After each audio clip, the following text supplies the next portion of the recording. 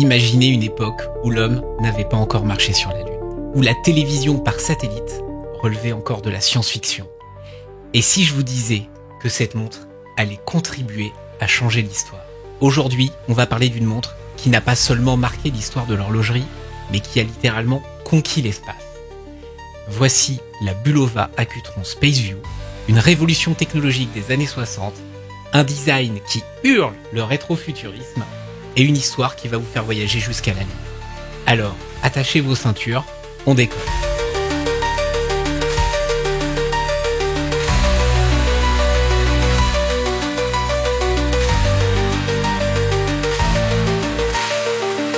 Si la vidéo te plaît, n'hésite pas à t'abonner à la chaîne et à laisser ton plus beau pouce dans la barre des likes.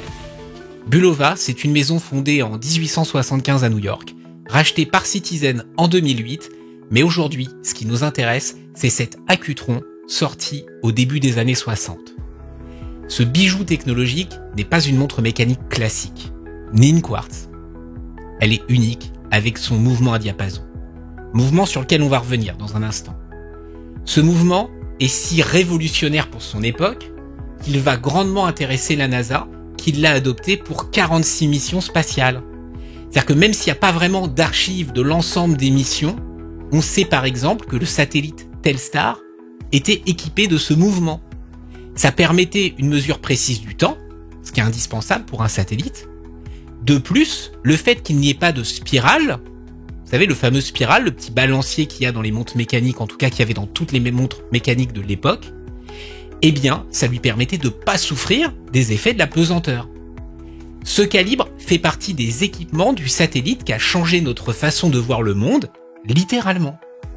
Il a été lancé le 10 juillet 1962 par la NASA.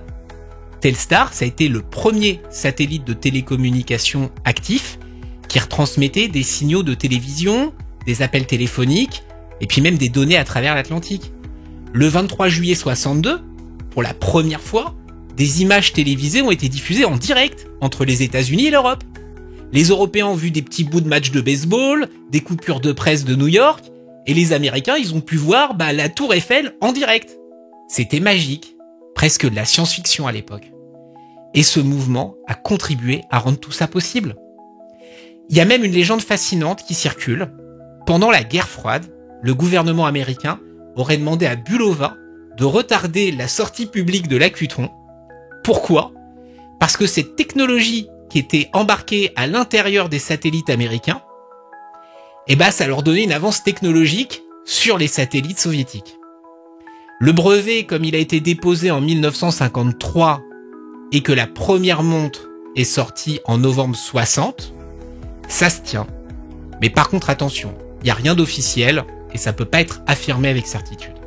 D'ailleurs, une autre légende, c'est que la copie soviétique de la Bulova, la Slava Transistor, qui a été développée en Russie et qui est une énorme copie de l'Accutron, apparemment, c'est le premier secrétaire du Parti communiste, Khrouchtchev, qui, à l'issue d'un voyage aux États-Unis où on lui a offert l'Accutron, qu'aurait dit en rentrant, ce serait bien qu'on fasse la même chose chez nous.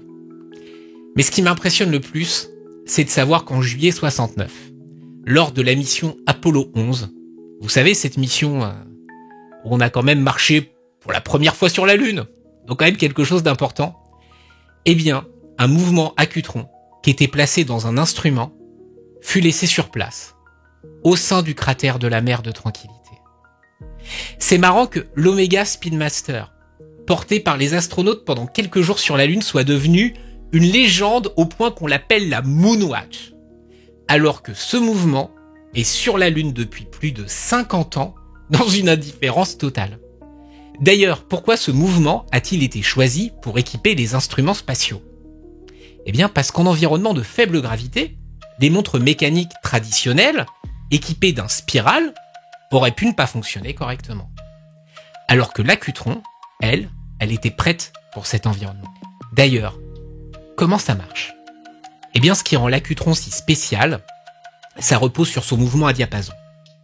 Inventé par Max Etzel, un ingénieur suisse embauché par Bulova, à l'époque, il observait que les premières montres électriques à pile de chez Hamilton, toujours montres mécaniques, ça améliorait pas vraiment la précision. En réalité, c'était exactement les mêmes montres, avec une pile pour remplacer le ressort qui fournissait de l'énergie. Lui, il voulait faire mieux.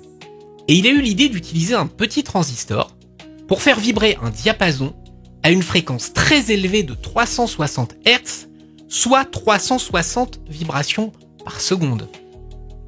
Comment ça fonctionne ?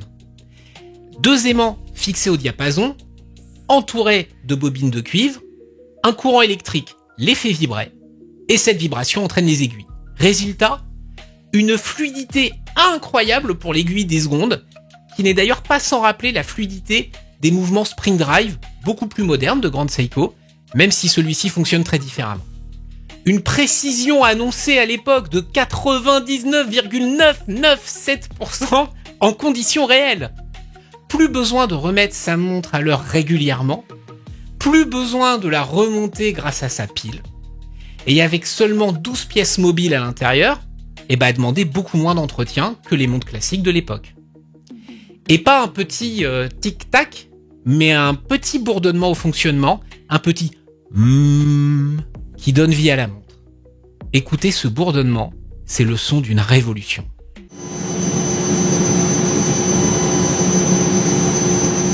Autre détail, un système mécanique placé au dos de la montre pour régler l'heure.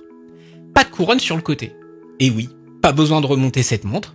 Et en plus d'épurer son look, ça la séparait visuellement des autres modèles.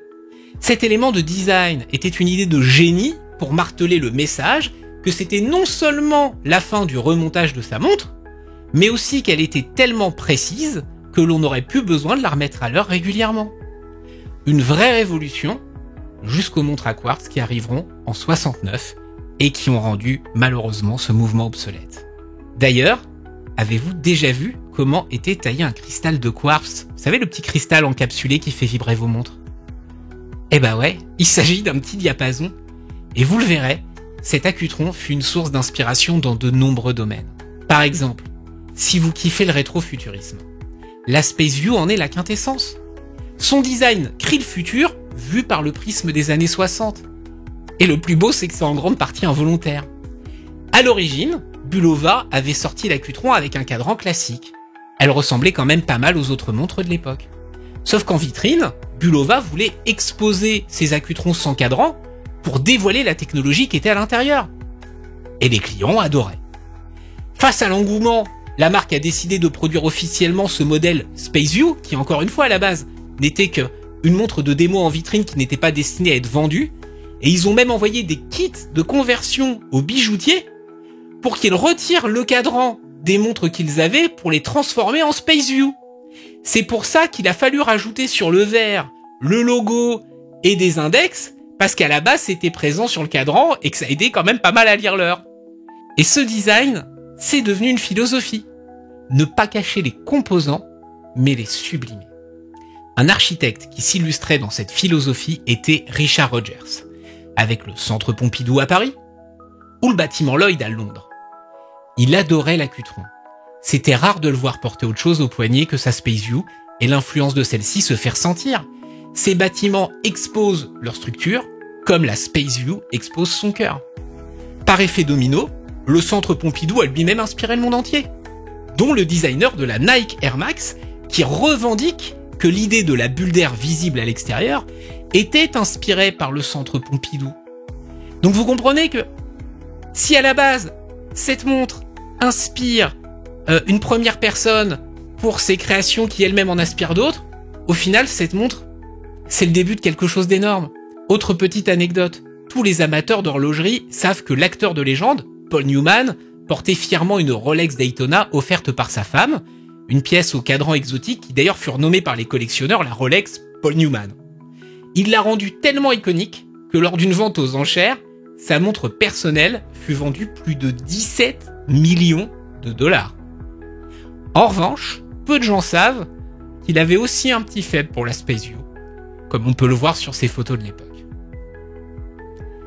Mon ressenti, perso, c'est qu'aujourd'hui en 2025, je la trouve légère, confortable, alors un diamètre très petit, ce qui était la norme à l'époque, et une fluidité des aiguilles incomparable avec la majorité des montres actuelles, et j'adore ça. Son look rétro-futuriste avec sa forme d'ovni me rend dingue. Et la seule chose qui permet à cette montre de ne pas être sous une cloche dans un musée, c'est le fait qu'elle ait été très distribuée, sa robustesse, et puis les passionnés qui entretiennent et restaurent le parc de montres en circulation. Mais j'avoue avoir quand même un peu peur de la porter. Je me dis, si elle a réussi à faire son chemin des années 60 jusqu'à mon poignet aujourd'hui, j'aimerais pas être celui qui la casse. Mais si vous aussi, vous craquez, attention, il y a des petites choses à savoir avant. Déjà, le verre acrylique. C'est hypersensible aux rayures. À l'époque, on n'utilisait pas de saphir. Après, il y a quand même des avantages. C'est que déjà, le verre est pas mal transparent. C'est plutôt très joli. Je dis ça parce que parfois, le saphir a besoin de beaucoup de couches d'anti-reflet pour avoir une belle transparence. Là, c'est pas le cas. C'est beau, c'est doux, c'est chaleureux.